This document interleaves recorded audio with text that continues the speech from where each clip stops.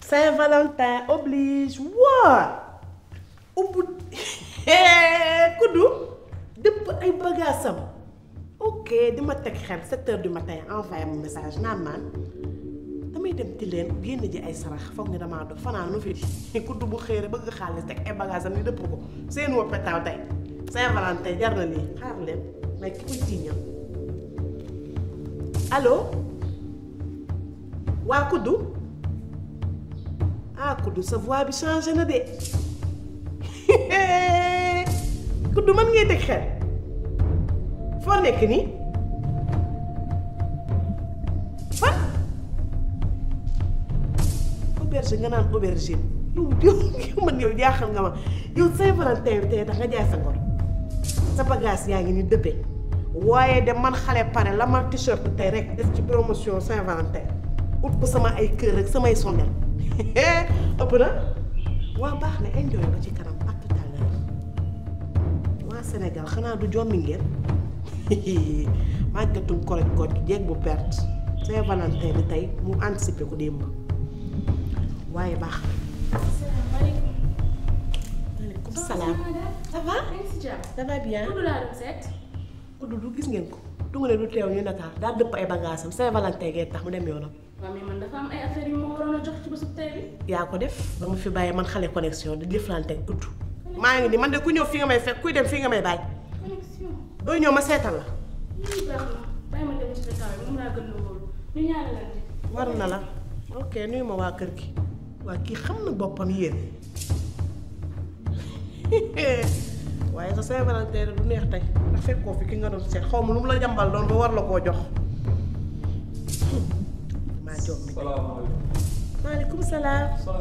ça va. ana Kudu. waaw. Kudu nekku fi. moom lii de. tegal ko noonu bu ñëwee naa ko jox ku tukki rek ñu reer sa ginnaaw cadeau yi de du ko encaissé tey ngay ane Kudu xale yu góor yi xaw ma lu leen dal xaaral ma woo sama Valentin bii mu jéem a ñëw heure bii allo amoon rek soo ñëwul heure bi ban heure ngay ñëw xam nga ni soo wàccee ba dugg sa kër doo mën a génnaat non non non indil ma samay fleur indil ma sama chocolat bugguma benn coow mais boo jëlee pause nga ñëw quand même je t'aime moi aussi ma lay mere des fois yow waa à tout à l'heure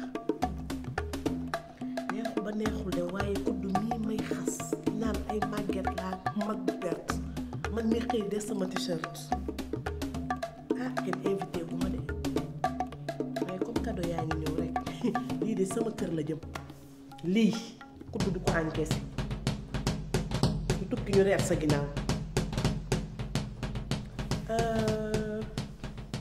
xaaral ma woo El Amin allo El cëm sama ndaama bi xam nga lu ma bëgg nga indil ma tey bouquet de fleurs bu fi ni woon daaw de daaw ay fleurs en plastique nga may indiloon bëgguma yooyu buy dund laa bëgg ma koy arrosé di dégg sama thank you yow laay wax fan nga ma koy joxe oh là là ak a jóge ci xale waa da ngay ñëw léegi nag dégg nga xam nga ngoon dafa ngelaw te dafa sedd ok xaaral ma woo Olivier moom tamit nu mu ñemee benn allô mon chouchou comment vas-tu? Joyeuse fête à toi. Alors, je veux que tu m'achètes du chocolat blanc, chocolat noir. Tu m'achètes une bouteille de miel. Voilà. Tu vas venir à quelle heure? D'accord, je t'attends. Je t'ai préparé un joli t-shirt et des pétales de Love You. Il y en a à gogo juste pour toi. Ok? À tout à l'heure. Bisous.